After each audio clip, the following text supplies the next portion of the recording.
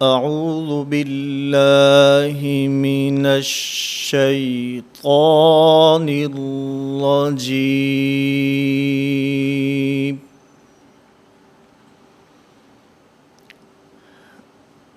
بسم اللہ الرحمن الرحیم۔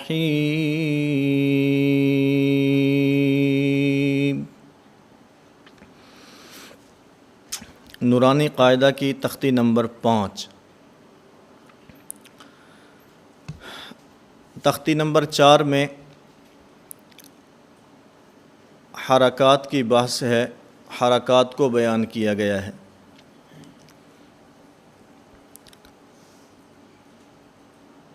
اگر ایک زبر، ایک زیر اور ایک پیش ہو تو ان کو حرکات کہتے ہیں، اور اگر کسی حرف پر 2 زبر، 2 زیر اور 2 پیش آ جائیں تو ان کو تنوین کہتے ہیں۔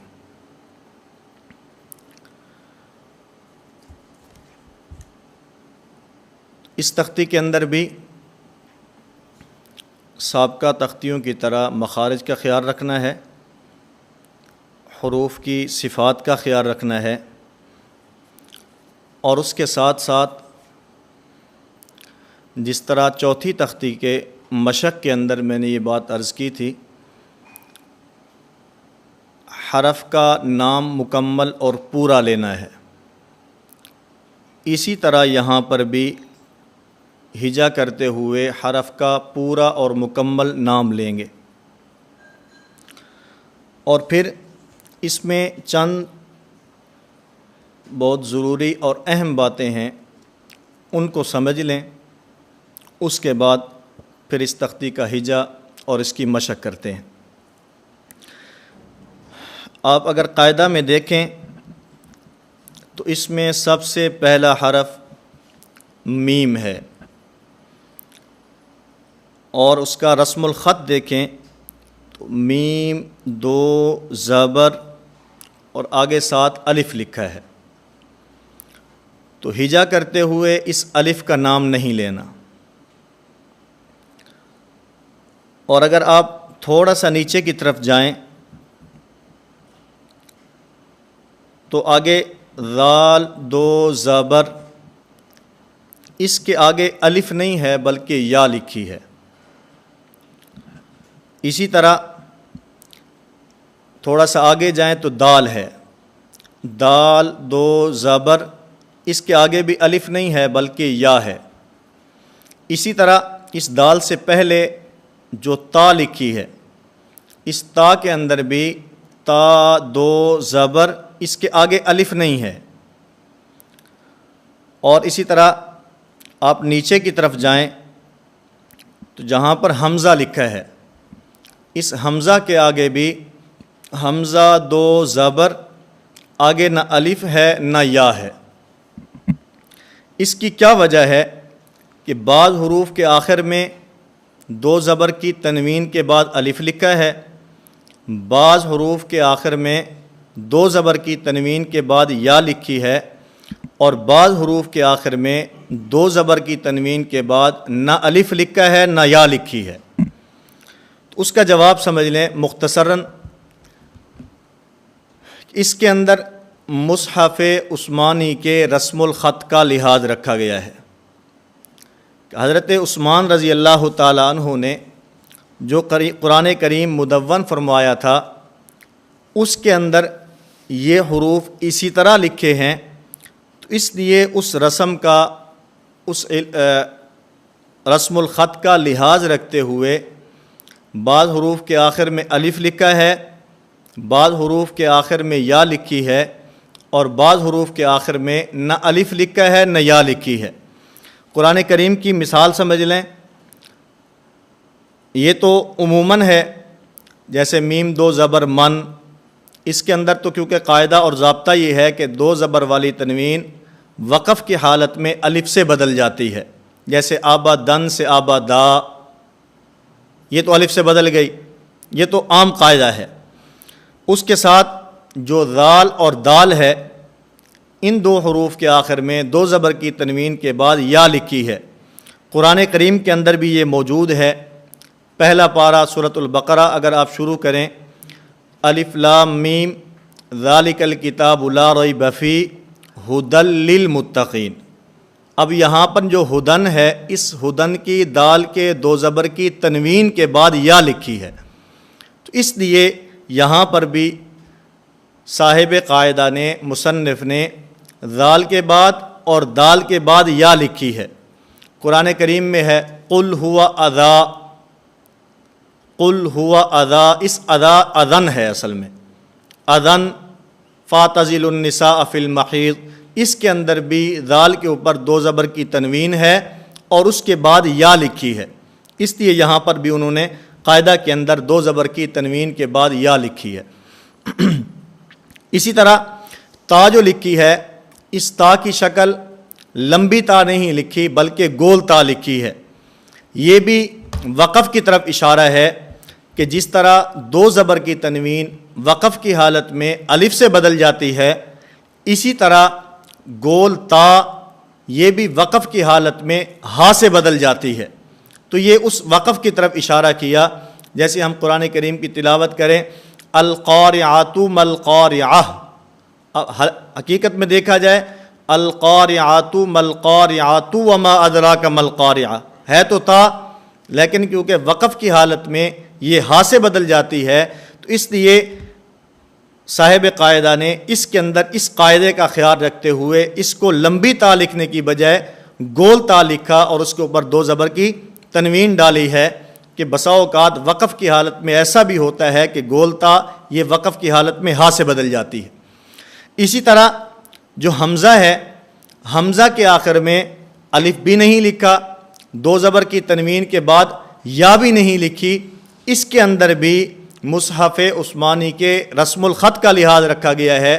اگر آپ قرآن کریم کی تلاوت کریں تو سورہ مریم ہے، کاف ہا یا عین صاد، ذکر رحمت ربک عبدہ زکریا اذ نادى ربہ نداء خفیا، نداء اگر وقف کریں تو نداء، لیکن اس کی نداء کا جو حمزہ ہے اس کے اوپر دو زبر والی تنوین تو ہے، لیکن اس تنوین کے بعد الف بھی نہیں ہے یا بھی نہیں ہے، تو اس لیے یہاں پر اس مصحف عثمانی کے رسم الخط کا لحاظ رکھتے ہوئے بعض حروف کے آخر میں دو زبر کی تنوین کے بعد الف لکھا، لیکن ہجا کرتے ہوئے ہم حرف کا مکمل نام بھی لیں گے اور دو زبر کی تنوین کا نام بھی لیں گے، لیکن ہجا کرتے ہوئے اس الف کا نام نہیں لیں گے۔ اسی طرح بعض حروف کے آخر میں حرف لکھا، دو زبر کی تنوین لکھی اور پھر اس کے بعد یا کو لکھا ہے، ہجا کرتے ہوئے اس یا کا تذکرہ بھی نہیں کریں گے۔ اور اسی طرح جو حمزہ ہے، حمزے کے اندر تنوین لکھی ہے، آخر میں الف بھی نہیں لکھا، یا بھی نہیں لکھی، تو ان تمام باتوں کا خلاصہ یہ ہے کہ یہ مصحف عثمانی کے رسم الخط کا لحاظ رکھتے ہوئے یہاں پر بعض حروف کے آخر میں تنوین کے بعد الف لکھا، بعض کے آخر میں تنوین کے بعد یا لکھی اور بعض کے آخر میں تنوین کے بعد نہ الف لکھا ہے نہ یا لکھی ہے۔ دوسری بات یہاں پر یہ سمجھیں کہ جہاں پر نون تنوین آتا ہے، یعنی دو زبر، دو زیر، دو پیش کو ادا کرتے ہوئے جو نون کی آواز پیدا ہوتی ہے، اس کو نون تنوین کہتے ہیں۔ دو زبر، دو زیر اور دو پیش، اس کو تنوین کہتے ہیں۔ دو زبر، دو زیر اور دو پیش کو ادا کرتے ہوئے جو نون کی آواز پیدا ہوتی ہے، اس کو نون تنوین کہتے ہیں۔ اب تنوین کو ادا کرتے ہوئے، تنوین کو پڑھتے ہوئے غنہ ہوتا ہے۔ پھر غنہ کی دو قسمیں ہیں، ایک غنہ آنی اور ایک غنہ زمانی۔ غنہ آنی جو ہوتا ہے یہ نون ساکن، نون تنوین اور میم ساکن، ان کی ذات کا حصہ ہوتا ہے۔ کیا مطلب کہ نون ساکن کے بعد، اسی طرح میم ساکن کے بعد اور اسی طرح نون تنوین کے بعد کوئی بھی حرف آ جائے، غنہ آنی ہر حال میں ہوگا۔ اس کی مثال اردو میں جیسے کہ گھنٹی کی آواز ہے، آپ گھنٹی بجاتے ہیں تو گھنٹی کی آواز کیا ہے؟ ٹن. اب یہ ٹن یہ غنہ آنی ہے، یہ غنہ آنی ہے. ٹن یہ بھی نہیں ہے، اور اس کے اندر غنہ زمانی ٹن یہ بھی نہیں ہے. ٹن یہ غنہ آنی ہے. اور دوسرا غنہ غنہ زمانی. غنہ زمانی یہ سبب کا محتاج ہوتا ہے. کیا مطلب؟ کہ نون ساکن اور نون تنوین کے بعد اگر حروف حلقی کے 6 حرفوں میں سے کوئی حرف آئے گا وہاں غنہ زمانی نہیں ہوگا. اسی طرح نون ساکن اور نون تنوین کے بعد لام اور را ان 2 حرفوں میں سے کوئی حرف آئے گا تو وہاں پر بھی غنہ زمانی نہیں ہوگا. جیسے من لدنہ، من ربک. اب اس کو من لدنہ نہیں ہے، من ربک یوں نہیں ہے، من لدنہ من ربک. اور اسی طرح حروف حلقی کے 6 حرفوں میں سے نون ساکن اور نون تنوین کے بعد کوئی حرف آئے گا تو وہاں پر بھی غنہ زمانی نہیں ہوگا. جیسے صراط الذین انعمت علیہم. اب یہ انعمت نہیں ہے، یہ غنہ زمانی ہوگا، یہ یہاں پر نہیں ہوگا. کیوں؟ اس لیے کہ نون ساکن کے بعد یہاں پر حروف حلقی میں سے عین آ رہا ہے، اس بنیاد پر یہاں غنہ زمانی نہیں ہوگا. اور پھر اس تختی کے اندر جو ترتیب ہے وہ بھی ترتیب مخارج ہے. جس طرح حرکات کی تختی نمبر 4 کے اندر جن حروف کو ذکر کیا گیا تھا ان حروف کی ترتیب بھی مخارج کی ترتیب پر تھی، لیکن وہ مخارج شروع سے آخر کی طرف تھے، شروع سے آخر کی طرف، یا یوں سمجھیں نیچے سے اوپر کی طرف. کیونکہ میں نے عرض کیا کہ مخارج کی ترتیب یہ ترتیب صعودی ہے، نیچے سے اوپر کی طرف جانا ہے. اقصی حلق سے شروع ہونا ہے اور پھر خیشوم پہ آ کے ختم ہونا ہے، نیچے سے اوپر کی طرف جائیں گے. اور یہ جو تختی نمبر 5 ہے، اس تختی نمبر 5 کے اندر جو حروف ذکر کیے گئے ہیں ان حروف کے اندر جو ترتیب ہے مخارج کی وہ نیچے سے اوپر کی طرف نہیں ہے بلکہ اوپر سے نیچے کی طرف ہے، اوپر سے نیچے کی طرف. مخرج نمبر 1 سے 17 کی طرف نہیں بلکہ مخرج نمبر 17 اور 16 اور 15 یوں ترتیب کے مطابق نیچے کی طرف آئیں گے، اور اس ترتیب کے مطابق یہاں پر حروف کو ذکر کیا گیا ہے. تھوڑی سی اس تختی کی مشق کرتے ہیں. میم 2 زبر من، میم 2 زیر من، میم 2 پیش من، من من من. با 2 زبر بن، با 2 زیر بن، با 2 پیش بن، بن بن بن. اور اس کے اندر بھی جس طرح حرکات کی تختی میں ہم نے حروف کو الگ الگ بھی پڑھا تھا اور ایک ساتھ بھی پڑھا تھا، اسی طرح یہاں پر بھی حروف کو الگ الگ بھی پڑھا جا سکتا ہے. من، من، من، بن، بن، بن. اور ان کو ملا کر بھی پڑھا جا سکتا ہے. من، من، من، بن، بن، بن. ون، ون، ون، فن، فن، فن، ثن، ثن، ثن. سابقہ تختیوں کی طرح اس تختی کے اندر بھی حروف کی ادائیگی میں مخارج کا خاص خیال رکھنا ہے، صفات کا خاص خیال رکھنا ہے.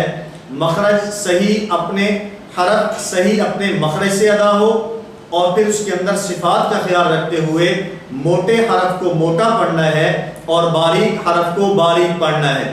اور جیسے میں نے کل کے سبق میں یہ بات عرض کی کہ بسا اوقات ایسا ہوتا ہے کہ بچہ ہجا کرتے ہوئے حرف کا نام صحیح لیتا ہے، لیکن جس وقت حرف اور حرکت کو ملا کر پڑھتا ہے اس کے اندر اس حرف کو دوسرے حرف سے بدل دیتا ہے۔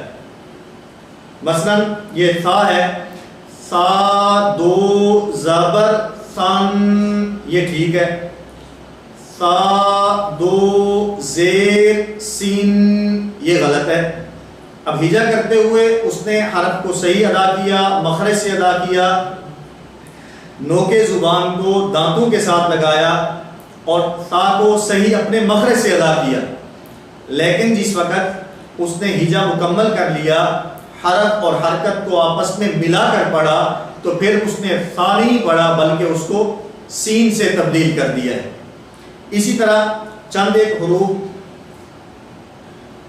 سین دو زبر سن، سین دو زیر سین، سین دو پیش شن، سن سین سن، ملا کر بھی پڑھا جا سکتا ہے۔